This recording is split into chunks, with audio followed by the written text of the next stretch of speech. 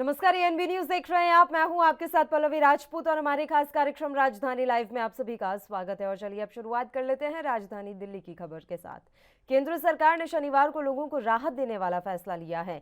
केंद्रीय वित्त मंत्री निर्मला सीतारमण ने बताया कि केंद्र सरकार पेट्रोल और डीजल पर लगने वाले केंद्रीय उत्पाद शुल्क को हटाने जा रही है, जिसमें दिल्ली एनसीआर समेत पूरे देश में पेट्रोल और डीजल की कीमत में भारी गिरावट आएगी। केंद्रीय वित्त मंत्री निर्मला सीतारमण ने बताया कि केंद्र सरकार पेट्रोल पर केंद्रीय उत्पाद शुल्क में 8 रुपए प्रति लीटर और डीजल पर 6 रुपए प्रति लीटर की कमी कर रही है। इससे पेट्रोल की कीमत 9.5 रुपए प्रति लीटर और डीजल की कीमत 7 रुपए प्रति लीटर तक कम हो चुकी है। साथ ही केंद्र ने प्लास्टिक उत्पादों के लिए कच्चे माल और बिचौलियों पर सीमा शुल्क भी कम करने का फैसला लिया है, जहां हमारी आयात निर्भरता अधिक है। साथ ही स्टील के कुछ कच्चे माल पर आयात शुल्क कम किया जाएगा। कुछ इस्पात उत्पादों पर निर्यात शुल्क भी लगाया जाएगा। सीमेंट के दामों में कमी लाने और उसकी उपलब्धता में सुधार लाने के लिए केंद्र सरकार काम कर रही है।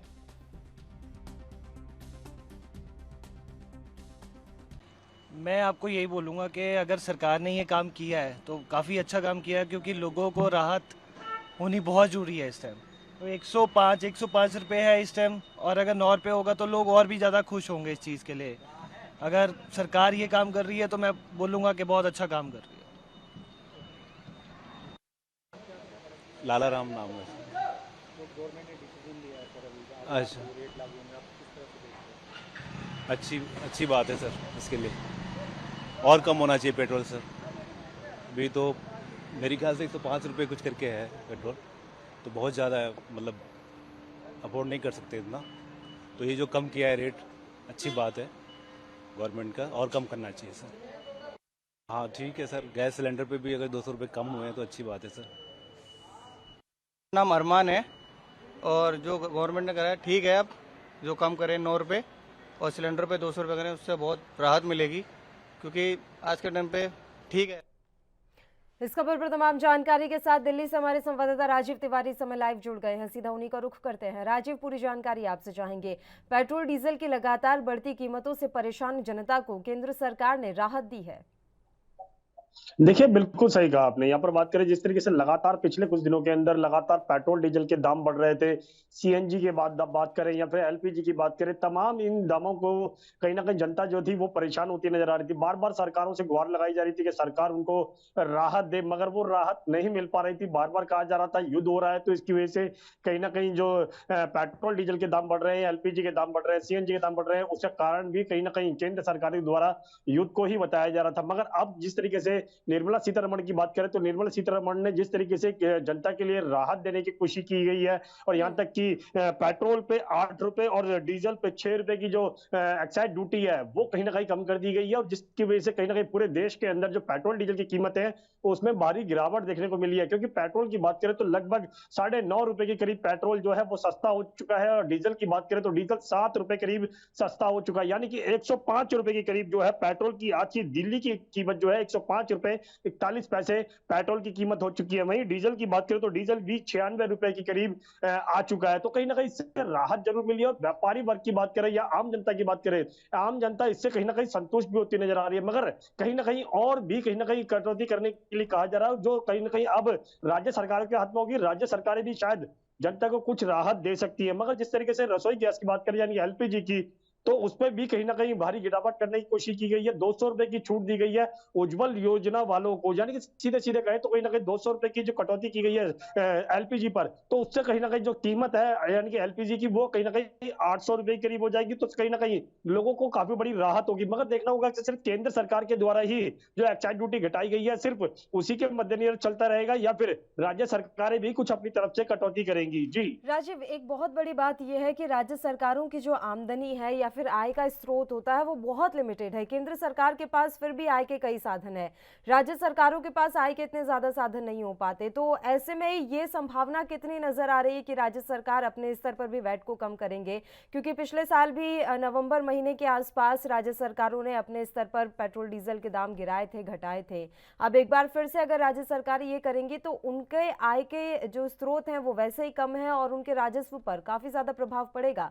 अब लग रहा है कि एक बहुत बड़ा पैंतरा यहाँ पर मोदी सरकार ने खेला है। अब मोदी सरकार के पास तो कहने को होगा कि हमने तो कर दिया, अब देखिए राज्य सरकारें नहीं कर रही हैं। देखिए बिल्कुल सही कहा आपने। यहाँ पर बात करें पहले भी कहीं ना कहीं जब पेट्रोल डीजल की कीमतें बढ़ी थी तो कहीं ना कहीं केंद्र सरकार ने उसमें लगभग पहले भी 10 रुपए की कटौती की गई थी। फिर राज्य सरकार के ऊपर डाल दिया गया था कि राज्य सरकारें अपनी तरफ से कुछ कटौती करें, यानी कि कुछ राहत दे जनता को, जिससे कहीं ना कहीं पिछली बार भी यही चीज देखने को मिली थी। राज्य सरकारों ने मजबूरन आकर कुछ कटौती जरूर की गई थी, मगर राज्य सरकारों की जो आय की बात करें तो राज्य सरकारों के पास वैसे ही अभी तक आय इतनी नहीं है जितनी केंद्र सरकार के पास है। मगर यहाँ पर जिस बिल्कुल। तरीके से अब केंद्र सरकार ने लगभग 9.5 रुपए के करीब जो है वो पेट्रोल पे कम कर दिए गए हैं, 7 रुपए के करीब जो है वो डीजल पे कम कर दिए गए हैं, 200 रुपए के करीब जो है एलपीजी पे कम कर दिए गए हैं, तो उससे कहीं ना कहीं जनता को तो राहत मिली। मगर राज्य सरकारों के ऊपर भी गेम डाल दी गई कि राज्य सरकारें भी कहीं ना कहीं अब कुछ अपनी तरफ से राहत दे। मगर राज्य सरकार पहले ही कटौती के हमारे यानी कि उनकी जो आय है वो कहीं ना कहीं इतनी नहीं है जितनी होनी केंद्र सरकार के पास है। मगर यही चीज हमने जो आम आदमी पार्टी के विधायक शिवचरण उनसे भी जानने की कोशिश की थी कि जिस तरीके से महंगाई बढ़ रही है, केंद्र सरकार अगर आप अपनी तरफ से राहत नहीं दे रही तो राज्य सरकारें कुछ राहत दे सकती है। तो उन्होंने भी कहीं ना कहीं केंद्र सरकार के ऊपर डालने की कोशिश की थी। ये कहा गया था कि केंद्र सरकार महंगाई बढ़ा रही है और केंद्र सरकार को ही राहत देनी चाहिए। मगर जब केंद्र सरकार ने अब राहत दे दी है तो कहीं ना कहीं जिम्मेवारी केंद्र राज्य सरकारों की बनती है। राज्य सरकार चाहे वो कांग्रेस की हो या फिर भाजपा की हो या फिर आम आदमी पार्टी को, सबको कहीं ना कहीं राहत देनी चाहिए। मगर अभी तक जो है केंद्र सरकार के बाद में जिस तरीके से कटौती की गई है कल, तो शायद लगता है कि आने वाले दिनों के अंदर शायद कुछ हद तक तो केंद्र सरकार जो है वो अपनी भूमिका निभाएगी, यानी कि कुछ 2 या 3 रुपए के करीब जो है राहत दे सकती है। मगर अभी तक राज्य सरकारों की बात करें तो राज्य सरकारों की तरफ से अभी भी कोई घोषणा ऐसी नहीं की गई है। मगर जिस तरीके से आज की बात करें तो शायद कुछ घोषणाएं हो सकती हैं। जी राजीव, महंगाई के मोर्चे पर घिरी मोदी सरकार को क्या अब राहत मिलेगी? मोदी सरकार जो लगातार आलोचनाएं झेल रही थी, उन आलोचनाओं से मोदी सरकार को मुक्ति मिलेगी। लेकिन दूसरी तरफ बात यह भी है कि विपक्ष अब ये कह रहा है कि आप 20 रुपए बढ़ा देते हैं, उसमें से 10 रुपए कम कर देते हैं, तो आपने क्या किया? बिल्कुल सही कहा आपने। यहाँ पर बात करें जिस तरीके से राज्य सरकारों की, तो राज्य सरकारें बार बार केंद्र सरकार के ऊपर डालती थी कि केंद्र सरकार महंगाई बढ़ा रही है तेज।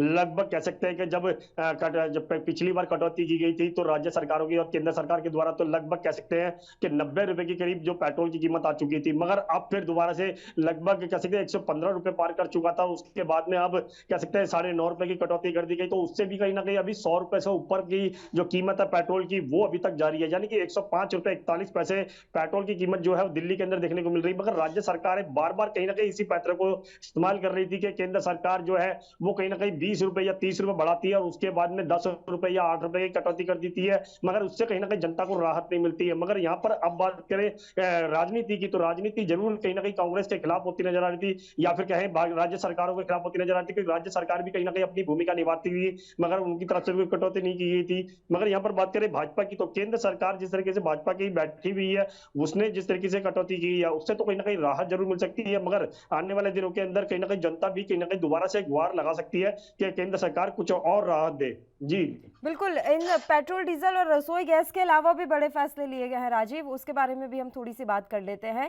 प्लास्टिक उत्पादों के लिए कच्चे माल और बिचौलियों पर सीमा शुल्क कम करने का फैसला लिया गया है। इसके अलावा स्टील के कुछ कच्चे माल पर आयात शुल्क कम किया जाएगा और ये भी जानकारी है कि कुछ इस्पात उत्पादों पर निर्यात शुल्क भी लगाया जाएगा। ये जो छोटे बड़े तमाम अहम फैसले लिए गए हैं, अर्थव्यवस्था की सुधार की दिशा में ये कदम है।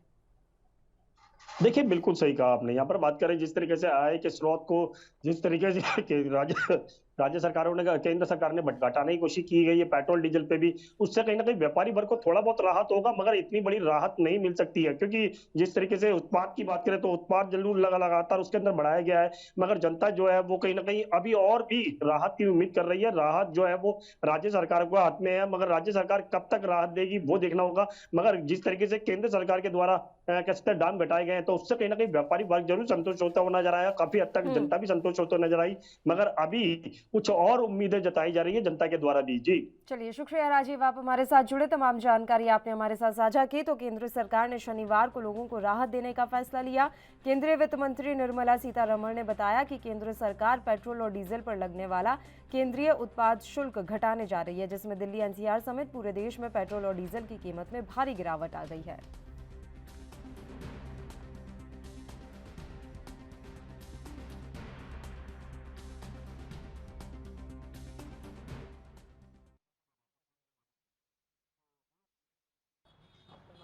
जयंत देव।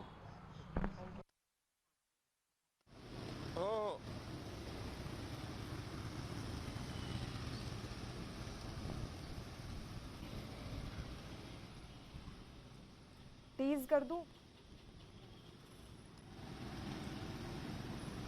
को राहत देने वाला फैसला लिया है। केंद्रीय वित्त मंत्री निर्मला सीतारमण ने बताया कि केंद्र सरकार पेट्रोल और डीजल पर लगने वाला केंद्रीय उत्पाद शुल्क हटाने जा रही है, जिसमें दिल्ली एनसीआर समेत पूरे देश में पेट्रोल और डीजल की कीमत में भारी गिरावट आ गई है। केंद्रीय वित्त मंत्री निर्मला सीतारमण ने बताया कि केंद्र सरकार पेट्रोल पर केंद्रीय उत्पाद शुल्क में 8 रुपये प्रति लीटर और डीजल पर 6 रुपये प्रति लीटर कम कर रही है। इससे पेट्रोल की कीमत 9.5 रुपये प्रति लीटर और डीजल की कीमत 7 रुपये प्रति लीटर तक कम हो चुकी है।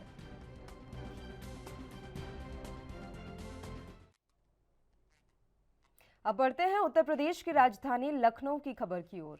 पेट्रोल डीजल की लगातार बढ़ती कीमतों से परेशान आम जनता को केंद्र सरकार ने बड़ी राहत दी है। सरकार ने शनिवार को पेट्रोल डीजल पर लगने वाली एक्साइज ड्यूटी में क्रमशः 8 रुपये और 6 रुपये प्रति लीटर की कटौती करने की घोषणा की।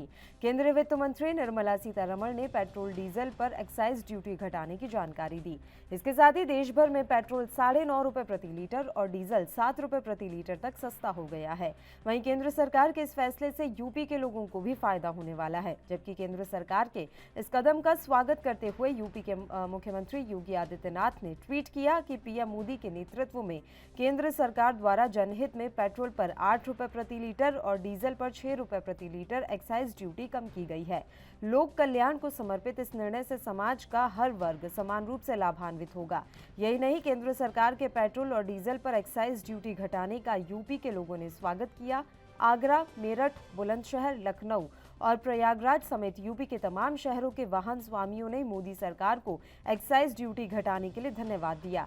इसके साथ ही सरकार ने घरों में खाना पकाने के लिए इस्तेमाल होने वाले एलपीजी सिलेंडर पर भी 200 रुपये प्रति सिलेंडर देने की घोषणा की है। इसी की वजह से सारी सब चीज़ें महंगी होगी, ट्रांसपोर्टेशन सस्ता हो जाएगा, सब कुछ सस्ता हो जाएगा धीरे धीरे।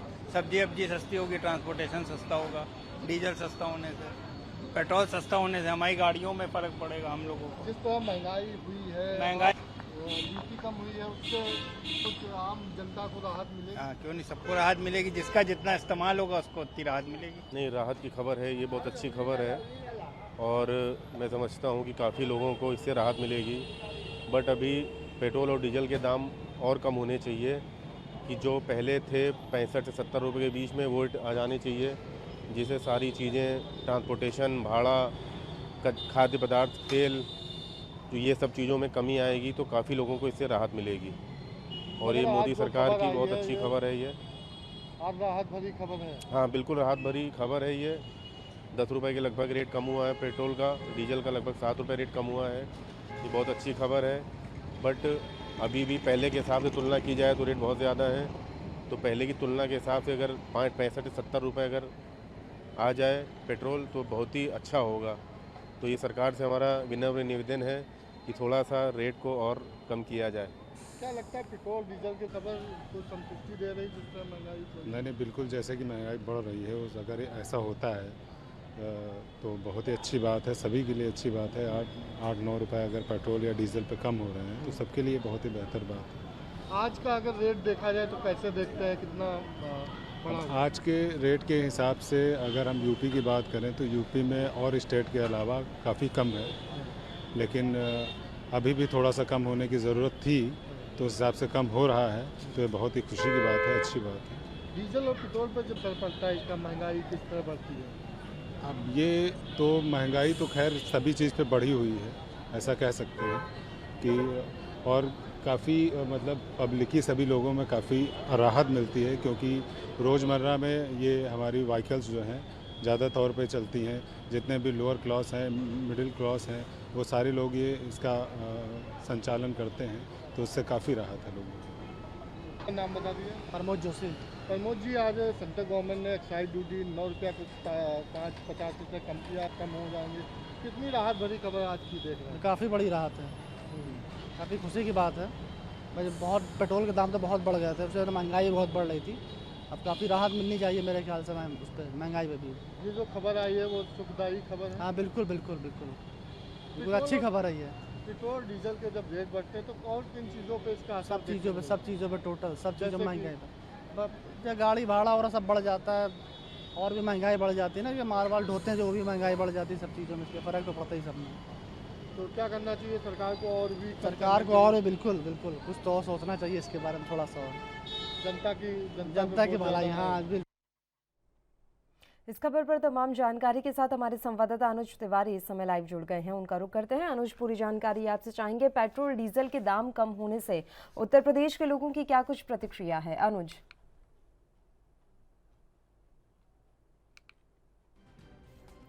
अनुज से हमारा संपर्क टूट गया है। तो पेट्रोल डीजल की लगातार बढ़ती कीमतों से परेशान आम जनता को केंद्र सरकार ने बड़ी राहत दी है।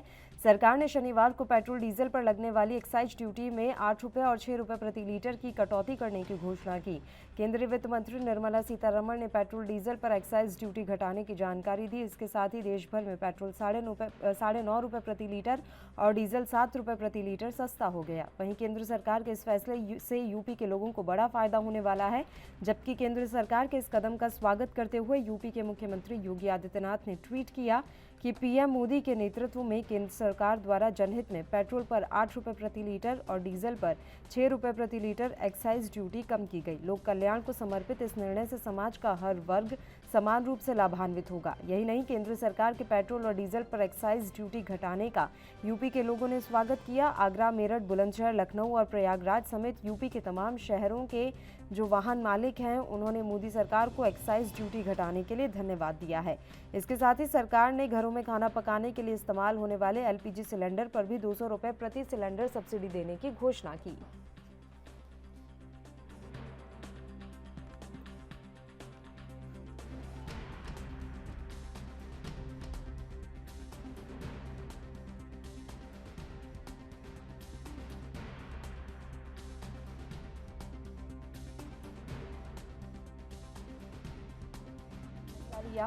केंद्रीय वित्त मंत्री निर्मला सीतारमण ने बताया कि केंद्र सरकार पेट्रोल और डीजल पर लगने वाला केंद्रीय उत्पाद शुल्क घटाने जा रही है, जिससे दिल्ली, एनसीआर समेत पूरे देश में पेट्रोल और डीजल की कीमत में भारी गिरावट आ रही है।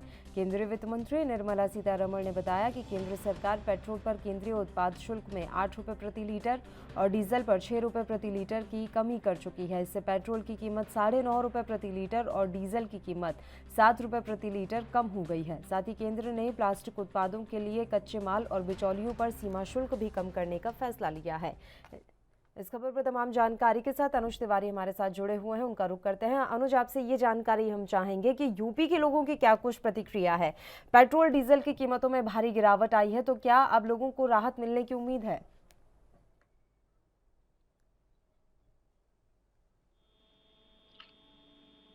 क्षमा चाहूंगा पल्लवी, आपकी आवाज मुझे स्पष्ट नहीं आ पा रही है।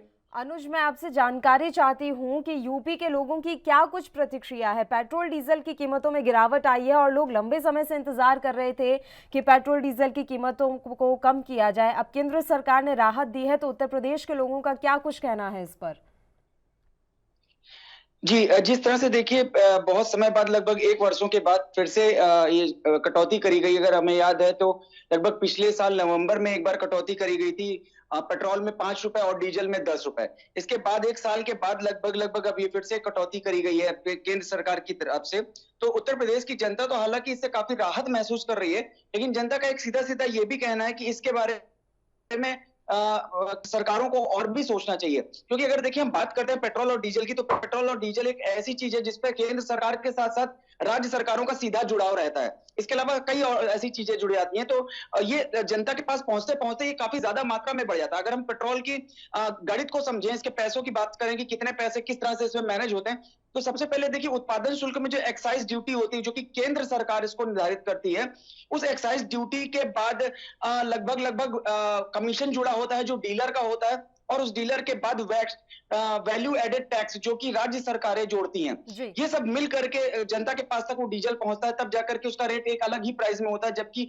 उत्पादन शुल्क एक अलग प्राइस पे होता है। और एक चीज और स्पष्ट करना चाहूंगा अपने लोगों को इसमें, कि अगर जो उत्पादन शुल्क है, जो इसका एक्साइज ड्यूटी है, ये भी माना जाता है कि अगर केंद्र सरकार अगर एक्साइज ड्यूटी पर 1 रुपए भी कम करती है, तो वो लगभग 13,000 से लेकर के 14,000 करोड़ तक सालाना तक का उस पर असर देखने को मिलता है। हालांकि अगर हम आज की बात करते हैं, तो वित्त मंत्री सीतारमण जी ने भी ट्वीट करके कहा है कि जिस तरह से हमने लगभग 6 रुपए और 8 रुपए घटाए हैं, डीजल में 6 रुपए घटाए और पेट्रोल में 8 रुपए घटा है, जो कि सरकारों की टैक्स को मिलाकर, राज्य सरकारों के टैक्स को मिलाकर लगभग 9.5 रुपए के आसपास पेट्रोल आ जाएगा और 8 रुपए के आसपास डीजल आ जाएगा। तो इस पे लगभग उनका ये भी कहना है कि 1 लाख करोड़ का जो है हमें सालाना नुकसान हो सकता है, राजस्व का नुकसान हो सकता है, खजाने में 1 लाख करोड़ का घाटा हो सकता है।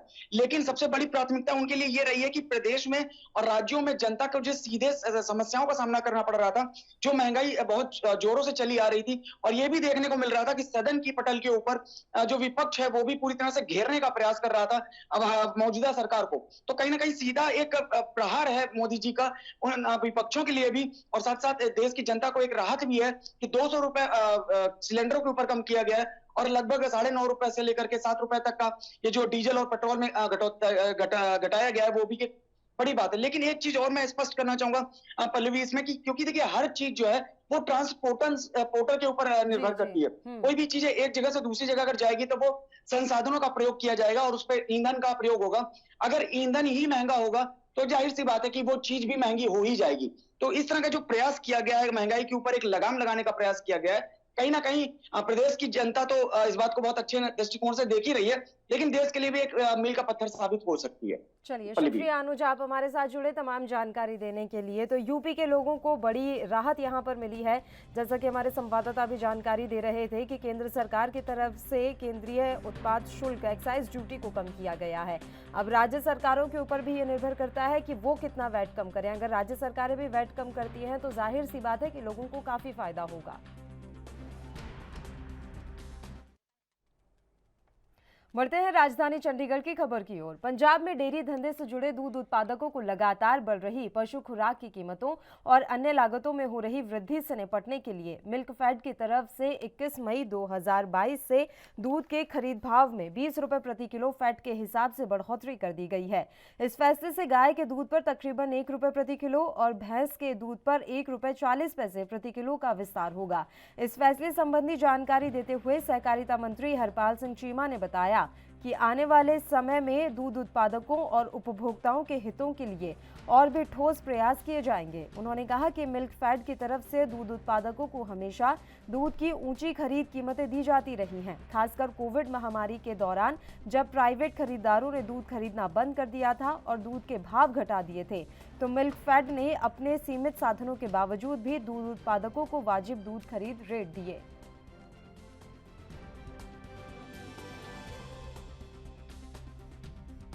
ਸੋਮਵਾਰ ਨੂੰ ਬੁਲਾਇਆ ਵਾ ਔਰ ਵਿਸ਼ਵਾਸ ਹੈ ਤੁਹਾਡੀਆਂ ਮੰਗਾਂ ਮੰਨ ਹੋਣਗੀਆਂ।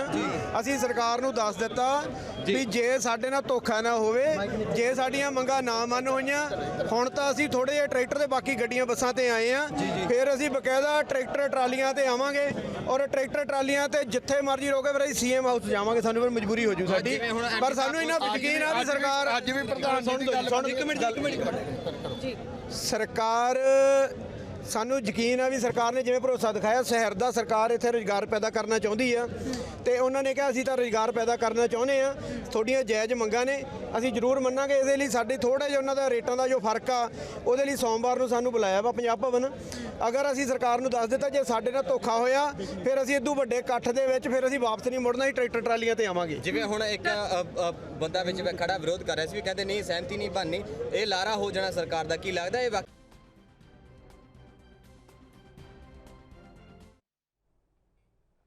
खबर पर तमाम जानकारी के साथ चंडीगढ़ से हमारे संवाददाता अमित कुमार इस समय लाइव जुड़ गए हैं। अमित, आपसे पूरी जानकारी चाहेंगे। मिल्कफेड ने बड़ा फैसला लेते हुए दूध खरीद की जो रेट है वो बढ़ा दी है।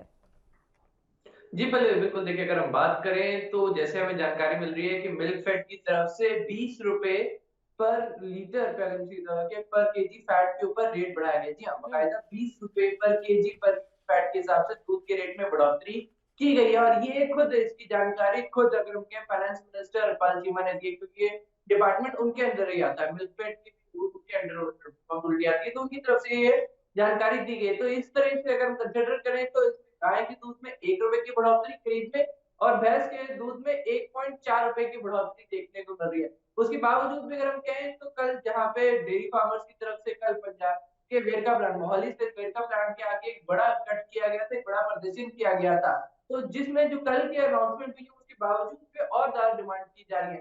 तो लगातार कल सारा दिन मीटिंग चलती रही और शाम तक जाकर एक सहमति अब तक एक्सर्ट नहीं बन पाई, पर जो फार्मर्स हैं, जो डेयरी फार्मर्स हैं, उन्होंने अपनी हड़ताल जरूर एक दिन के लिए खत्म कर दी।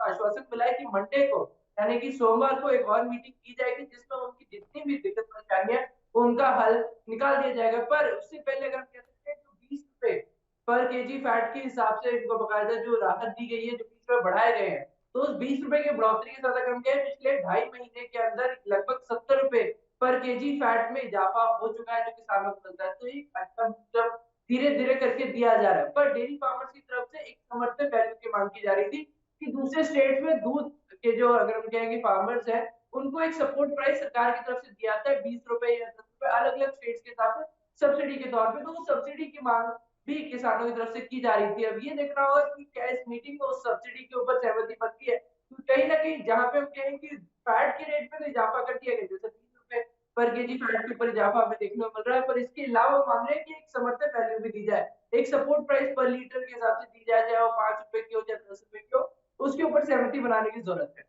ये डेयरी फार्मर्स एसोसिएशन की तरफ से जो लगातार प्रदर्शन किया जा रहा था अमित, इसके पीछे की क्या वजह थी? इस एसोसिएशन की क्या कुछ मांगे थी?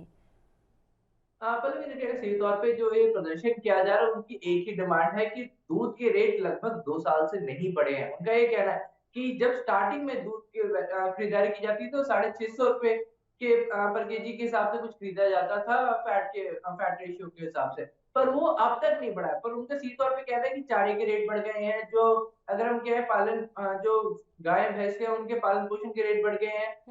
चारों के साथ अलग रेट्स में बहुत ज्यादा इजाफा हो चुका है, पर जो इनको वैल्यू मिलती है उसमें बहुत थोड़ा मार्जिनल इंक्रीज हुआ। और ऐसे में अगर इसी हिसाब से हालत चलते रहे तो जो प्रॉपर दूध के उत्पादन, जो लोग किसी तरह की मिलावट नहीं करते, जो किसी तरह की अगर हम कहें कि अल्ट्रेशन नहीं करते, तो उनके लिए बहुत ज्यादा दिक्कत होती है। ऐसे बहुत ज्यादा ग्रुप्स आगे हैं बीच में जो अल्टरनेटेड दूध बेचते हैं, अल्टरनेटिव सामान बेचते हैं दूध से जुड़ा हुआ, जिससे उनके प्रॉफिट मार्जिन पे असर पड़ रहा है। तो इसलिए उनकी सरकार से मिलने के लिए डिमांड्स थी कि पहले एक उनके लिए समर्थन मूल्य बढ़ाया जाए ताकि वो बिना किसी डर के जो अपना शुद्ध दूध दे रहे हैं वो लगातार दे सके। तो इसके अलावा ही जो अल्ट्रेशन कर रहे हैं, जो खराब सामान बेच रहे हैं, उनके ऊपर सख्त कार्रवाई की जाए। क्योंकि उन्होंने एक एग्जाम्पल दिया था पिछली बार जब चंडीगढ़ आए थे, उन्होंने प्रेस कॉन्फ्रेंस में बताया था कि उन्होंने बकायदा एक अडल्ट्रेट करने वाले व्यक्ति को पकड़ा था, उसके ऊपर बकायदा केस कराया था। पर जब केस मुकम्मल हुआ तो उसके ऊपर सिर्फ महज 10,000 रुपए का जुर्माना हुआ था।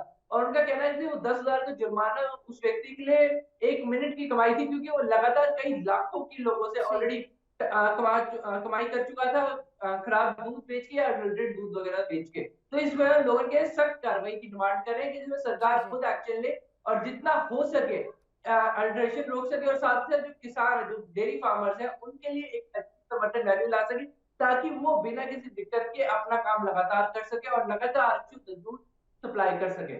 चलिए, शुक्रिया अमित, आप हमारे साथ जुड़े, तमाम जानकारी आपने हमारे साथ साझा की। और फिलहाल वक्त तो चला है एक छोटे से ब्रेक का, आप बने रहिए हमारे साथ।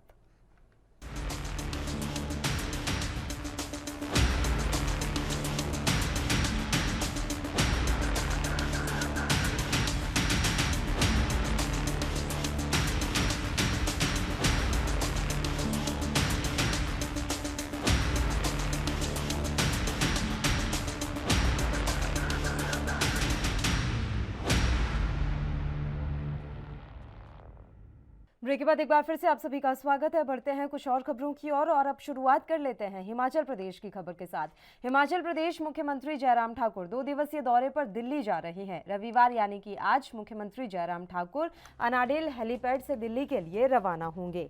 आपको जानकारी दे दें कि मुख्यमंत्री जयराम ठाकुर 5 जनवरी के एक कार्यक्रम में शामिल होंगे। इसके अलावा प्रधानमंत्री नरेंद्र मोदी के दौरे के दौरान हिमाचल के किन प्रोजेक्ट्स की घोषणा हो सकती है, इस संबंध में भी वे चर्चा करेंगे। मोदी के दौरे के दौरान सरकार चाहेगी कि हिमाचल प्रदेश के लंबित पड़े प्रोजेक्टों की घोषणा हो। इस संबंध में जयराम ठाकुर केंद्रीय मंत्रियों से भी मुलाकात कर सकते हैं। मुख्यमंत्री के इस दौरे को पीएम मोदी के शिमला में 31 मई को होने वाले कार्यक्रम के साथ जोड़कर ही देखा जा रहा है। मुख्यमंत्री के दिल्ली दौरे के कारण 23 मई को प्रस्तावित कैबिनेट बैठक भी टाल दी गई है। अब ये बैठक 2 दिन बाद हो सकती है।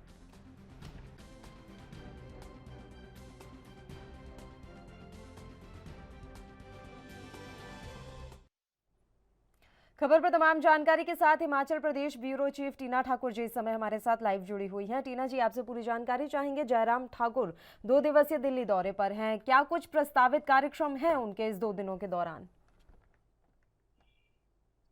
जी पल्लवी, जैसा कि आपने अभी खुद भी बताया कि 5 जुलाई का जो कार्यक्रम है वैसे मुख्यमंत्री इसमें शामिल होने गए हैं।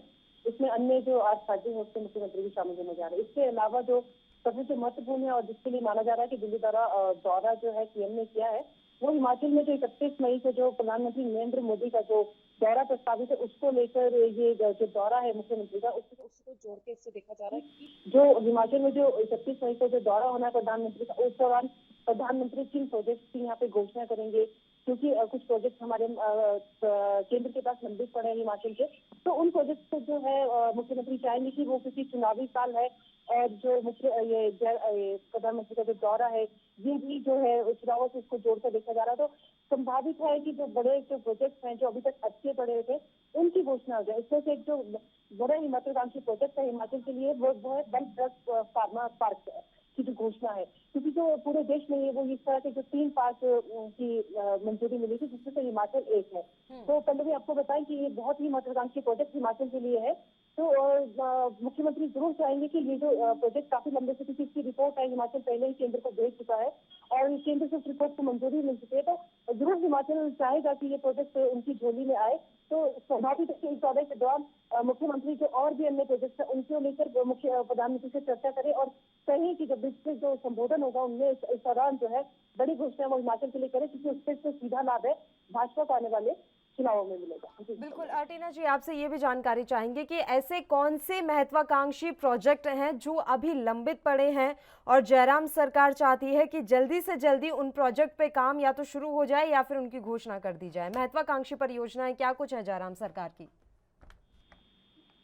जी, जैसे मैंने आपको बताया कि सबसे बड़ी तो जो बल्क ड्रग फार्मा है वही सबसे बड़ी महत्वाकांक्षी परियोजना है, क्योंकि आपको बताऊं कि हिमाचल के जो सोलन में बद्दी नालागढ़ का जो एरिया है वो जो एशिया का सबसे बड़ा जो दवाई जो सप्लाई जो करता है इंडस्ट्री का सोलन एरिया वो है, क्योंकि जो देश विदेश की जो कुल दवाइयों की जो सप्लाई होती है उसमें से 45% सोलन नालागढ़ से होती है। तो अब इसमें जो है अगर ये बल्क ड्रग फार्मा जो है इसकी जो मंजूरी मिलती है, क्योंकि ये ऊना जिला में प्रस्तावित है, तो निश्चित तौर पे जो हिमाचल है वो देश ही नहीं विदेश के जो नक्शे पर है वो एक बड़े फार्मा उद्योग के रूप में, एक बड़े फार्मा के उसमें अपनी पहचान स्थापित करेगा। और इसमें आपको बताऊं कि ये 1,000 करोड़ का प्रोजेक्ट होगा और इसमें जो है सीधे तौर पे या अप्रत्यक्ष तौर पे 10,000 लोगों को रोजगार मिलने की संभावना है और इसमें 5,000 करोड़ का जो निवेश होगा, क्योंकि आपको बताएं कि सोलन का जो सोलन है, सिरमौर है, इसमें जो बद्दी नालागढ़ एरिया है, काला एरिया है, इसमें जो दवाइयों की जो सप्लाई है जो देश की नामी गिरामी जो कंपनियां विदेशों तक की जो नामी गिरामी कंपनियां वो यहाँ पे स्टार्ट करती है। तो और अगर ये जो प्रोजेक्ट है जो इसका महत्वाकांक्षी बताया जा रहा है काफी समय से लंबित है, अगर इसको मंजूरी मिल जाए तो इससे जो नंदन का जो एरिया है नालागढ़ के साथ जो लगता है, ऊना के साथ जो लगता है, वहाँ की जो रेल लाइन है वो आगे हमारी बढ़ सकती है। चंडीगढ़ से जो बद्दी रेल लाइन है उसको जो अब वो खैर पहले भी उन्होंने उसको लेकर जो कुछ घोषणाएं भी की थी, लेकिन उससे काम थोड़ा नहीं हो पाया। तो निश्चित तौर पर जो रेलवे लाइन है हमारी उसको बढ़ावा मिलेगा, इससे जो है रोजगार को बढ़ावा मिलेगा। तो अभी तो जो सबसे बड़ा प्रोजेक्ट हमारा जो लंबित है केंद्र के पास वो वही है। इसके अलावा जो है एनएच के कुछ प्रोजेक्ट है, उसके अलावा जो छोटे मोटे और प्रोजेक्ट है जो केंद्र के पास जो हमने मंजूरी के लिए भेजे हैं, जिनकी डीपीआर हम तैयार कर चुके हैं। तो निश्चित तौर पर हिमाचल को जो प्रधानमंत्री नरेंद्र मोदी का जो 25 मई को जो दौरा होना है, इससे सीधे तौर पर जो है बड़ा जो प्रोजेक्ट है उसकी मिलने की उम्मीदें हैं और हिमाचल को इसका जरूर बड़ा एक लाभ पहुंचेगा, क्योंकि भाजपा जरूर चाहेगी, भाजपा की जो सरकार है प्रदेश में वो जरूर चाहेगी कि कुछ बड़ी घोषणाएं करके जाए और जो ये बल्क ड्रग फार्मा जो है बहुत ही काफी लंबे से संबंधित है।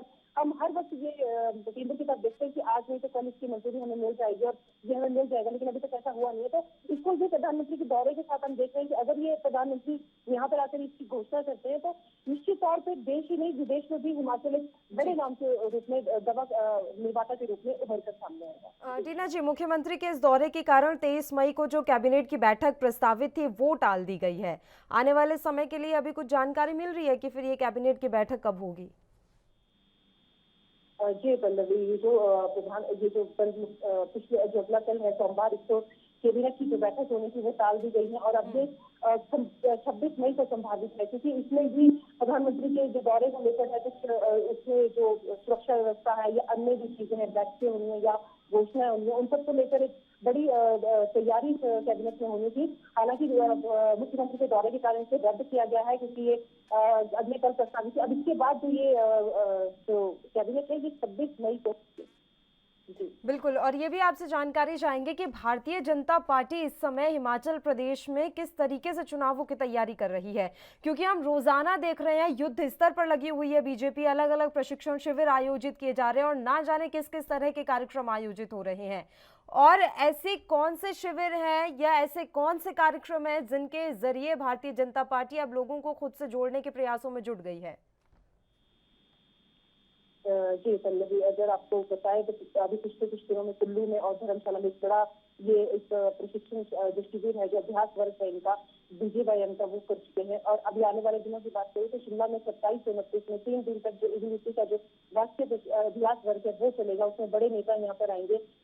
जो भाजपा की जो तैयारी है उसको लेकर आप इतना समझ सकते हैं कि कई तरह के अभ्यास वर्ग भाजपा यहाँ पे कर रही है, जिसमें संबित पात्रा पिछले दिनों आए थे तो भाजपा की जो मीडिया से जुड़े जो उनके प्रवक्ता है, जो अन्य लोग हैं, उनको उन्होंने वर्कशॉप उनकी करी थी। उसमें वर्कशॉप में टिप्स दिए थे किस तरह से विपक्ष के जो आरोप है उनके साथ वो उनको डील करें, कैसे वो अपने जो भाजपा की जो परियोजनाएं हैं, भाजपा सरकार की जो कार्य प्रणाली है उसको जनता तक पहुंचाए। तो आपको बताऊं कि अभी भी अगर हिमाचल की हम बात करें, हिमाचल में लगातार भाजपा के बड़े नेताओं के दौरे जारी है। लगातार छोटे छोटे जो अभ्यास वर्ग है या जैसे आपको बताया BJYM का हो चुका है, अभी इसका ABVP का प्रस्तावित है 27 से 3 तक शिमला में होगा। तो इस तरह के अगर मैं बताऊं तो आप भाजपा है वो अपने में पूरा का पूरा जो चुनावी कार्यक्रम है उससे व्यस्त है, क्योंकि अब विपक्ष भी पहले आरोप लगा चुका है कि भाजपा अपनी तैयारियां पूरी कर चुकी है या पूरी कर रही है, क्योंकि वो जो चाहती है जो नवंबर में हमारे हिमाचल में चुनाव होने हैं वो चाह रही है कि उसको प्रीपोन करके जल्दी किया जाए। तो ये विपक्ष पहले भी आरोप लगा चुके हैं। हालांकि भाजपा इसमें कह रही है कि हम लोग चुनावी पार्टी नहीं है, चुनावी काल में हम तैयारियां नहीं करती, हमारी ये जो तैयारियां हैं, ये जो अभ्यास वर्ग है, ये जो बैठकें हैं, लगातार हम हर साल हर रोज आयोजित करते हैं। तो इसको लेकर विपक्ष अपने आप को सुधारे और विपक्ष चाहे तो वो भी तैयारियां कर सकता है, लेकिन जो हमारे ऊपर आरोप लगाया जा रहा है, लेकिन हम चुनावों को देख के तैयारी नहीं कर रहे हैं। हमारा ये है कि हम लगातार लोगों के बीच जाते हैं, जनता के बीच संवाद रखते हैं, अपने कार्यकर्ताओं के साथ सीधा संवाद रखते हैं। तो ये हमारी एक निरंतर प्रक्रिया है वो है। जी शुक्रिया टीना जी, आप हमारे साथ जुड़ी तमाम जानकारी देने के लिए। उत्तराखंड की खबर का रुख करते हैं अब। उत्तराखंड में शासन की ओर से सभी जिला अधिकारियों को जारी आदेश के मुताबिक 31 मई के बाद जांच में पाए जाने वाले अपात्र राशन कार्ड धारकों के खिलाफ कार्रवाई की जाएगी, जबकि अभियान के दौरान जिस गांव का राशन कार्ड समर्पित और रद्द होगा उसी गांव के पात्र परिवार को इसे वरीयता के आधार पर दिया जाएगा। यदि उस गाँव में पात्र परिवार नहीं मिलता है तो पड़ोसी गाँव के पात्र परिवार को पात्रता के आधार पर ये राशन कार्ड दिया जाएगा। पूरे जिले से जितने कार्ड समर्पित व रद्द होंगे उन्हें उसी जिले के संबंधित क्षेत्रों के पात्र परिवारों को चिन्हित कर जारी किया जाएगा।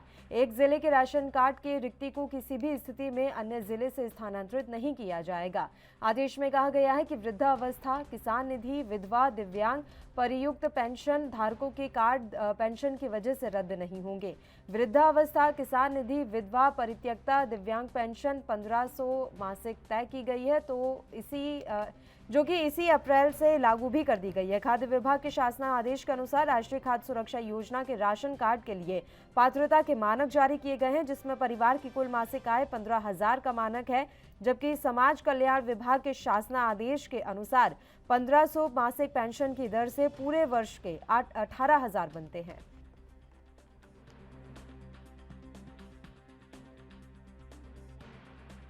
खाद्य विभाग की हमने पूरी जनपदों में जो हमारे DSOs है, हमारे फूड कमिश्नर है, हमारा सेक्रेटरी है, उन सबको वर्चुअली लेते हुए एक बैठक करी है। और एक हमारा जो गंभीर अभियान है अपात्रों को ना और पात्रों को हाँ, उस अभियान की समीक्षा की गई है। सभी जनपदों के DSOs से सुझाव भी लिए गए हैं। वर्तमान परिस्थिति में ये अभियान बहुत बेहतर चल रहा है और सभी जनपदों में जो अपात्र कार्ड धारक हैं वो अपने कार्ड को जमा भी कर रहे हैं, और जो पात्र कार्ड धारक है उसके संदर्भ में एक डायरेक्शंस दिए हैं कि जिस ग्राम सभा का कार्ड कटेगा अपात्र कार्ड कटेगा, उसी ग्राम सभा के पात्र व्यक्ति को प्राथमिकता में वो कार्ड अलॉट किया जाएगा। ये डायरेक्शंस विभाग को दिए हैं। साथ साथ में जो अपात्रों की सूची है उसको कंट्रोल की दुकान के आगे उसको प्रकाशित करना। 1967 जो हमारा टोल फ्री नंबर है उसको हाईलाइट करके उसको भी प्रकाशित करना, और साथ साथ में जो हमारे पात्र और अपात्र के मानक है उसका भी उल्लेख करना। ये 3-4 चीज़ों का उल्लेख करते हुए कंट्रोल की दुकान के आगे, डीएसओ कार्यालय के आगे उसको पब्लिश करना, इसके निर्देश दिए हैं ताकि अधिक से अधिक लोग इस अभियान से जुड़ सके, ताकि अधिक से अधिक जो हमारे गरीब परिवार हैं उनको न्याय मिल सके, और ताकि अधिक से अधिक जो है अपात्र व्यक्तियों का कार्ड करते हुए जो है पात्र व्यक्तियों तक सुनिश्चित हो सके। तो इस अभियान को जो है हमें जब तक एक पात्र व्यक्ति बचा है तब तक इस अभियान को हमने गए हैं उनके खिलाफ कार्रवाई होनी चाहिए। इस प्रकार से जिनका हक है उनके हक पर डाका डालने का काम ये अपात्रों ने किया है, उन पर कार्रवाई सरकार करेगी, ऐसा मेरा विश्वास है। जो एपीएल के उपभोक्ता हैं उनको हम 5 किलो गेहूँ और 2.5 किलो चावल पर कार्ड के हिसाब से दे रहे हैं, जिसका 5 किलो गेहूँ का मूल्य 43 रुपये है और 2.5 किलो चावल का मूल्य 27 रुपये 50 पैसे है। उसके बाद जो सफ़ेद कार्ड बने हुए हैं एनएफएसए के, उनको हम 3 किलो चावल 3 रुपये किलो के हिसाब से और 2 किलो गेहूँ 2 रुपये किलो के हिसाब से पर यूनिट पर वितरण कर रहे हैं। और उसके बाद जो है प्रधानमंत्री की जो योजना है उसमें हम 3 किलो गेहूँ और 2 किलो चावल पर यूनिट के हिसाब से निःशुल्क वितरण कर रहे हैं, जिसका हम कोई पैसा उपभोक्ता से नहीं ले रहे हैं। सर, ऐसी भी तमाम खबरें आ रही हैं, ऐसी तमाम शिकायतें आ रही हैं कि कई ऐसे कार्ड धारक हैं जिन्होंने पात्रता के खिलाफ जाकर के जो है अपने कार्ड बनवाए हैं। देखिए सर, इसमें तो दुकानदार क्या बोलेगा, क्योंकि ये सब जो है ये हमारे विभाग द्वारा ही कार्ड बनाए गए हैं। पात्र और अपात्र के बारे में हम कैसे चिन्हित कर सकते हैं उसको, जिला आपूर्ति है बात नहीं। तो ये तो उपभोक्ता स्वयं ही उसको अपने आप को ही चिन्हित करेगा कि मैं अब अपात्र हूँ। देहरादून से हमारे संवाददाता अस्करी जाफरी इस समय फोन लाइन पर जुड़ गए हैं खबर पर तमाम जानकारी के साथ। जाफरी, आपसे पूरी जानकारी चाहेंगे।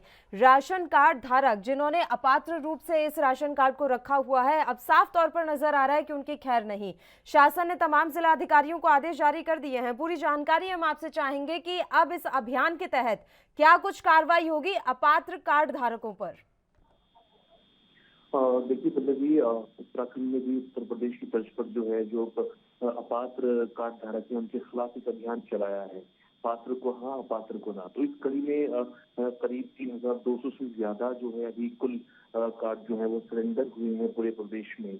और साफ तौर से शासनादेश में कहा गया है कि जो 31 मई तक जो है अपात्र कार्ड धारक अपना जो कार्ड है वो अगर सरेंडर नहीं कराते हैं तो उनके खिलाफ सख्त कार्रवाई की जाएगी, साथ ही मुकदमा भी किया जाएगा। देखिए पल्लवी, बता देना चाहता हूँ कि प्रदेश में जो राष्ट्रीय खाद्य सुरक्षा अभियान में यानी एनएसएस में जो अंत्योदय कार्ड है वो तकरीबन 1,84,000 से ज्यादा है। और अगर बात की जाए प्राथमिक राशन कार्डों की तो 12 लाख राशन कार्ड ऐसे हैं जो प्राथमिक राशन कार्ड की श्रेणी में आते हैं। इन राशन कार्डों में करीब जो है 61,94,000 जो है लाख यूनिट वर्तमान में प्रधानमंत्री गरीब कल्याण अन्न योजना के अंतर्गत निःशुल्क मिल रहे खाद्यान्न का लाभ जो है वो बात उठा रहे हैं। तो जाहिर है जिस तरह से अभी करीब 3,200 जो है कार्ड जो है वो जमा हुए हैं, सेंडर्स किए इन लोगों ने अपनी मर्जी से, तो उससे जो वित्तीय भार है जो अगर हम बात करें खाद्य विभाग की तो उस पर करीब 13,000 यूनिट का जो है भार वो कम होगा। तो आप समझ सकते हैं जो अपात्र लोग हैं जो जिनका पूरा हक है इस राशन पर, उनको एक बड़ी राहत मिलने वाली है। लेकिन अगर हम बात करें पूरे प्रदेश की अगर हम बात करें तो पूरे प्रदेश में अगर हम बात करते हैं कि क्या क्या मानक होने चाहिए इनके पात्रों के कार्डों की, तो प्राथमिक परिवार राशन कार्ड धारक के लिए वार्षिक आमदनी जो है वो 1,80,000 रुपए से ज्यादा नहीं होनी चाहिए। वहीं जो विभागीय मानक है अगर हम इनकी बात करें तो अंत्योदय परिवार के लिए सालाना आमदनी की सीमा जो है वो 15,000 रुपए रखी गई है। पल्लवी, यहाँ पर मैं बता देना चाहता हूँ जिस तरह से अगर हम पेंशन धारकों की बात करें इसके साथ साथ जिस तरह से दिव्यांग पेंशन है, विधवा पेंशन है या इस तरह की तमाम जो पेंशन है, किसान निधि पेंशन है, 1,500 रुपए महाना वो रखी गई थी, वो इसके अंतर्गत जो है वो काउंट नहीं होती है। अगर किसी का कार्ड जो है वो निरस्त होता है तो पेंशन मदद जारी रहेगी। पल्लवी, एक चीज क्वेश्चंस और आपसे हम समझना चाहेंगे कि अगर किसी ज़िले का कोई कार्ड जो रिक्ति हो जाती है, क्या उसे अन्य ज़िले में स्थानांतरित किया जाएगा, या इस तरह का नियम है कि मान लीजिए एक ज़िले से जितने भी कार्ड मिले हैं या जो रिक्ति हुई है वो उसी ज़िले के पात्र परिवारों को दिया जाएगा? देखिए पल्लवी, अगर कोई अपात्र कार्ड किसी भी क्षेत्र में या जनपद में पाया जाता है तो जिस तरह से शासनादेश जारी हुआ है वो उसके ही पड़ोसी गांव को जो है वो स्थानांतरित किया जाएगा। किसी भी शर्त पर दूसरे जिले को हस्तांतरित नहीं किया जाएगा। साफ तौर से खाद्य विभाग ने इसलिए शासनादेश भी जारी किया है। या तो पड़ोसी गांव में उसका जो है पात्र देखा जाएगा, कौन डिजर्व करता है इस राशन को, कौन डिजर्व नहीं करता है, वहीं पर उसका समायोजन किया जाएगा और वहीं पर उसको जो है उस कार्ड की रिक्ति की जाएगी। पल्लवी, ये बड़ा जो है कदम उठाया है प्रदेश सरकार ने, क्योंकि अभी तक देखा जा रहा था जिनके घर में एसी है, जिनके घर में बड़े बड़े कलर टीवी हैं, बुलेट है, कारें हैं, वो सब इनका लाभ उठा रहे थे कहीं ना कहीं। तो ये जाहिर सी बात है, जो खाद्य विभाग है, खाद्य मंत्रालय है, उसके ऊपर एक बहुत बड़ा जो है वित्तीय भार भी ये पड़ रहा था एक लंबे समय से। लेकिन अब जिस तरह से उत्तराखंड सरकार जो है उत्तर प्रदेश सरकार की तर्ज पर काम कर रही है, तो कहीं ना कहीं तमाम जो पात्र कार्ड धारक हैं, जो हक रखते हैं इस चीज पर, जिनका हक है राशन पर, उनको कहीं ना कहीं बड़ी राहत मिलने वाली। पल्लवी, शुक्रिया आप हमारे साथ जुड़े जाफरी तमाम जानकारी देने के लिए। और चलिए अब राजधानी मुंबई की खबर का रुख करते हैं। पेट्रोल डीजल की आसमान छूती कीमतों के बीच नरेंद्र मोदी सरकार ने आम लोगों को बड़ी राहत देने वाला कदम उठाया है। सरकार ने पेट्रोल पर लगने वाले एक्साइज ड्यूटी में 8 रुपए की कटौती की है, जबकि डीजल पर लगने वाले एक्साइज ड्यूटी में 6 रुपए की कटौती की गई है। इसके बाद पेट्रोल 9.5 रुपए प्रति लीटर सस्ता हो गया है, जबकि डीजल 7 रुपए सस्ता हो गया है। केंद्रीय वित्त मंत्री निर्मला सीतारमण ने शनिवार को ट्वीट करके यह जानकारी दी। निर्मला सीतारमण ने कहा है कि सरकार के इस फैसले से राजकोष पर प्रतिवर्ष 1 लाख करोड़ रुपए का बोझ पड़ेगा। केंद्रीय वित्त मंत्री ने कहा कि वह उम्मीद करती हैं कि राज्य सरकारें, खासकर वे राज्य जिन्होंने पिछली बार में पेट्रोल डीजल पर वैट में कटौती नहीं की थी, वे भी इस बार कटौती करेंगी, जिससे आम लोगों को राहत मिले। वित्त मंत्री ने कहा कि इस वर्ष भी मोदी सरकार प्रधानमंत्री उज्ज्वला योजना के तहत 9 करोड़ लाभार्थियों को प्रति सिलेंडर 200 रुपए की सब्सिडी देगी। इससे गरीब माता बहनों को फायदा होगा। सरकार के इस फैसले से एक साल में करीब 6,100 करोड़ रुपए के राजस्व की हानि होगी। इस तरह पेट्रोल, डीजल और गैस की कीमतों में कमी के चलते केंद्र सरकार के राजस्व पर सालाना लगभग 1,06,100 करोड़ रुपए का असर पड़ेगा। दूसरी तरफ उर्वरक पर भी 1 लाख करोड़ रुपए की अतिरिक्त सब्सिडी देने का फैसला किया गया है। बजट में सरकार ने 1 लाख करोड़ की सब्सिडी उर्वरक पर देने की घोषणा की थी। इसके अलावा आपको ये जानकारी दे दें कि उर्वरक पर अब सरकार 2.25 लाख करोड़ रुपए की सब्सिडी देगी। ऐसा है कि बहुत सराहनीय कदम है कि प्रधानमंत्री श्री नरेंद्र मोदी जी ने एक बहुत बड़ी राहत मध्यवर्गीय परिवार और गरीब परिवारों को दी है कि देश के अंदर पेट्रोल के 9.5 रुपये और डीजल के 7.5 रुपये और रसोई गैस के 200 रुपये प्रति सिलेंडर कम करना, मैं समझना बहुत बड़ी राहत है। और ऐसे समय में जब पूरे विश्व के अंदर कोरोना की महामारी के कारण अर्थव्यवस्थाएं चरमरा रही, सरकारें गिर रही हैं, सरकारें दिवालियापन पे जा रही हैं, ऐसी स्थिति में प्रधानमंत्री मोदी जी ने देश के अंदर एक कॉन्फिडेंस बिल्ड रखा, आत्मनिर्भर भारत के माध्यम से देश की इंडस्ट्री व उद्योग को मजबूत रखा और 200 करोड़ भारतीयों को, 200 करोड़ इंजेक्शन भारतीयों को वैक्सीनेशन का लगवाया। लगभग 30 महीने का 80 करोड़ भारतीयों को फ्री राशन। ये बहुत बड़े सराहनीय कदम है। और इसी तरह दूसरी बार पेट्रोल व डीजल व रसोई गैस के दामों में कटौती करके, क्योंकि ये तीनों पदार्थ विदेश से आते हैं, बहुत बड़ी राहत दी है।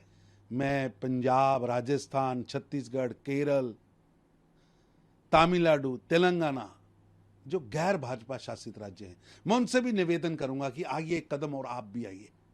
जनता को राहत देने के लिए जिस तरह प्रधानमंत्री मोदी जी ने 2 बड़े कदम पेट्रोल डीजल को कम करने के लिए उठाए, गरीबों के घर पे राशन पहुंचाने के लिए एक बड़ा कदम उठाया, देश के अंदर फ्री वैक्सीनेशन के माध्यम से एक बहुत बड़ी राहत दी है। आओ आप भी एक कदम उठाओ और अपने यहां जो आपकी वैट है उसमें कम से कम 10 रुपए पेट्रोल और 10 रुपए डीजल और कम से कम 200 रुपए रसोई गैस अपनी अपनी स्टेटों में जो गरीबों के लिए है। अगर महाराष्ट्र सरकार अगर उसमें अगर और कुछ परसेंटेज का कम कर देती है तो उसमें और गरीबों की राहत मिल जाएंगी है। खुश है आप? उससे अब बहुत खुश रहेंगे अभी तो। और महाराष्ट्र सरकार अगर कम करती है उद्धव सरकार तो उसमें और अच्छा रहेगा। अगर यहाँ तो बिल्कुल हमारे देवेंद्र फडणवीस है, वो तो विरोधी के बैठे है, जो जबरदस्त फायरिंग चालू है यहाँ पर। अगर महाराष्ट्र सरकार उद्धव सरकार अगर कम करती है तो हम गरीबों के लिए बहुत अच्छा काम रहेंगे। तो कितना बजट बिगड़ा था जो पेट्रोल के दाम लगातार बढ़ रहे थे? अरे घर का बजट ही पूरा बिगड़ गया था हम लोगों का, तो खाना पीना मुश्किल हो गया था। यहाँ तो पूरा दिन हर दिन 100-150 का पेट्रोल हमारा उसी में जा रहा था, तो उसमें क्या बचत होने वाली है। हम तो बड़ा ढंग से तो किस्त भी नहीं भर सकते आज के तारीख में। तो वहाँ तो आपका नाम? मेरा नाम विनोद घोड़पागे। 9.5 रुपये कम कर दिए सरकार ने, कैसा देखते हैं? जी ये तो बहुत अच्छी बात है, बहुत अच्छी बात है कि 9.5 रुपया कम हो गया है। इसमें से आम आदमी का जो बचत है वो बच सकती है इसमें। और मेरे ख्याल से ऐसा है कि जिस हिसाब से अपनी बातें हो रही थी उस हिसाब से ये बहुत अच्छी बात है। ये बहुत अच्छा अपने लिए एक मौका मिला है कि पैसे अपने कम हुए हैं। खबर पर तमाम जानकारी के साथ मुंबई से हमारे संवाददाता सत्यप्रकाश सोनी इस समय लाइव जुड़े हुए हैं। सत्यप्रकाश, आपसे जानकारी हम चाहेंगे, पेट्रोल डीजल के दामों में अब भारी गिरावट आ गई है, तो मुंबई के लोगों की इस पर क्या प्रतिक्रिया है और लोगों को अब किस तरीके से राहत मिलेगी? देश के लिए एक बड़ी राहत की बात है, क्योंकि जिस तरह से महंगाई का दौर लगातार चल रहा था, ऐसे में देश के प्रधानमंत्री नरेंद्र मोदी द्वारा देश में 8 रुपए पेट्रोल डीजल की वैट में कमी की है, जिसमें पेट्रोल की कीमतों में करीब 9 रुपए 50 पैसे और डीजल की कीमतों में करीब 7 रुपए तक की कमी देखी जाएगी। और यह जो है दरें जो है आज से लागू हो जाएगी। लेकिन जिस तरह से महाराष्ट्र में लोगों की नजरें पड़ी हुई है, लोग महाराष्ट्र में उम्मीद लगाया कि महाराष्ट्र सरकार भी इससे निर्णय ले, क्योंकि जिस तरह से देश के प्रधानमंत्री नरेंद्र मोदी ने दूसरी बार पेट्रोल और डीजल की कीमतों के आगे बढ़ाया है और लिहाजा 22 राज्यों में पेट्रोल और डीजल की कीमतें कम की थी, लेकिन महाराष्ट्र में कम नहीं किया गया था। इस बार लोगों की निगाहें महाराष्ट्र सरकार पर टिकी हुई है। उसी को लेकर महाराष्ट्र सरकार के खिलाफ आज बीजेपी आंदोलन करेगी। बीजेपी का आह्वान है कि महाराष्ट्र सरकार अगर पेट्रोल डीजल की कीमतों में बढ़ते हुए वैट को कम नहीं करती है तो उसका हम विरोध करेंगे। ऐसे में तमाम नेताओं और खासकर नवनीत राणा ने भी महाराष्ट्र सरकार से सवाल पूछा है कि जब केंद्र सरकार ने इतना बड़ा दिल करके निर्णय लिया है तो शायद महाराष्ट्र के मुख्यमंत्री उद्धव ठाकरे को भी इस पूरे मामले में तुरंत फैसला लेना चाहिए और कहीं कहीं महाराष्ट्र में रह रहे मुंबई को के लिए बड़ी राहत देने की काम करना चाहिए। महाराष्ट्र सरकार का इस पर अभी क्या रुख नजर आ रहा है सत्यप्रकाश? हालांकि अभी एक दिन भी नहीं हुआ है जीएसटी को कम किए, लेकिन सवाल यहाँ पर यही है कि पिछली बार भी महाराष्ट्र सरकार ने पेट्रोल डीजल के दाम नहीं घटाए थे। इस बार भी अगर वो ऐसा नहीं करती है तो उनका क्या हक बनता है कि वो केंद्र सरकार पर उंगली उठाए? क्योंकि लगातार तमाम जो राज्य सरकारें हैं जो कि बीजेपी की नहीं है वो सवाल उठा रही थी कि आप पेट्रोल डीजल का दाम कम कीजिए, महंगाई से लोगों को राहत दीजिए। अब राज्य सरकारों को भी तो आगे आना होगा। उद्धव सरकार का इस ओर कोई अभी योजना है या नहीं? देखिए पल्लवी जी, जिस तरह से महाराष्ट्र सरकार को विपक्ष लगातार घेर रहा था और लगातार मांगे भी कर रहा था कि महाराष्ट्र सरकार यह दूसरी बार यह मौका होगा कि महाराष्ट्र सरकार को वेट कम करना चाहिए, लेकिन महाराष्ट्र सरकार ने अब तक चुप्पी साधी है। फिलहाल विपक्ष की तरफ से लगातार आवाज उठाई जा रही है कि महाराष्ट्र से खासकर मुंबई करों को राहत देने का काम महाराष्ट्र सरकार को करना चाहिए, क्योंकि जिस तरह से महाराष्ट्र सरकार का एक नारा है कि अपना देश अपना परिवार, तो जाहिर तौर पर अपना देश अपना परिवार के बजाय अपना महाराष्ट्र अपना परिवार मानकर पेट्रोल डीजल की कीमतों को कम करना चाहिए। ऐसे में आज माना जा रहा है कि सरकार पर भी इसका फैसला आ सकता है या उनके नेता जरूर तो अपनी बात रखेंगे, लेकिन कोरोना काल के बाद से लगातार पेट्रोल डीजल की जो महंगाई हुई है उसको लेकर लगातार मुंबई से मांग कर रहे थे कि सरकार को इस पर तुरंत अमल करना चाहिए और कहीं पेट्रोल डीजल की बढ़ती हुई कीमतों को कम करना चाहिए। लेकिन मुंबई में 121 रुपए के पास पेट्रोल जबकि डीजल 160 रुपए के आसपास हो गया था, लेकिन हालात बेहद खराब हो जाने के कारण लोगों में महंगाई का जो प्रकोप चल रहा था उससे लोग त्राही कर रहे थे, क्योंकि मुंबई की सड़कों और मुंबई की गलियारों में लगातार देखा जाता है कि लोग अपनी जीविका के लिए इधर उधर जाते आते रहते हैं। तो कहीं ना इसका बड़ा असर देखा जाएगा, खासकर महंगाई को लेकर जो चर्चा हो रही थी उससे काफी बड़ा असर होगा। लेकिन एक बार फिर से महाराष्ट्र सरकार को इस पूरे मामले में सोचना चाहिए, क्योंकि आने वाले समय में मुंबई महानगर पालिका का चुनाव है। अगर सरकार इससे फैसला नहीं लेती है तो कहीं न कहीं महाराष्ट्र में रह रहे तमाम मुंबई का राजनीतिक लिहाज से भी महाराष्ट्र सरकार को अब इस दिशा में कोई ना कोई कदम उठाना ही पड़ेगा। शुक्रिया सत्य प्रकाश, आप हमारे साथ जुड़े तमाम जानकारी देने के लिए। इसी के साथ राजधानी लाइव में भी फिलहाल के लिए इतना ही। मुझे दीजिए इजाजत। देश और प्रदेश के तमाम ताज़ा खबरों के लिए आप बने रहिए हमारे साथ। नमस्कार।